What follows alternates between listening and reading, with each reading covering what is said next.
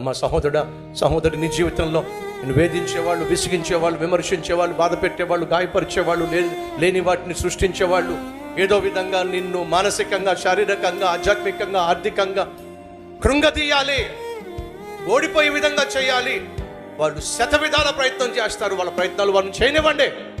కానీ నీ పక్షమున వ్యాజ్యమాడేవాడు ఒకడున్నాడు, పోరాడేవాడు ఒకడున్నాడు, నీ పక్షమున నిలబడి నీకు విజయాన్ని ఇచ్చే దేవుడు ఉన్నాడు.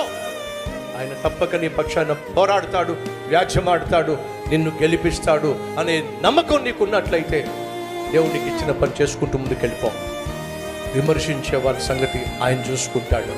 ఆయన నీకు ఇచ్చినటువంటి బాధ్యత, నీకు ఇచ్చిన సాక్ష్యం, నీకు ఇచ్చినటువంటి సేవ, నీకు ఇచ్చిన కుటుంబం, నీకు ఇచ్చిన ఉద్యోగం, నీకు ఇచ్చిన వ్యాపారాన్ని నమ్మకంగా, యథార్థంగా చేసుకుంటూ ముందుకు సాగిపో. అంతేగాని నువ్వంటే గిట్టని వాళ్ళ గురించి, నువ్వంటే ఇష్టం లేని వారి గురించి ఎందుకు అనవసరంగా ఆలోచించి సమయాన్ని పాడు చేసుకుంటావు, మనసును పాడు చేసుకుంటావు, ఆరోగ్యాన్ని పాడు చేసుకుంటావు, ఆత్మీయతను పాడు చేసుకుంటావు. ఒక్కసారి ఆలోచించు.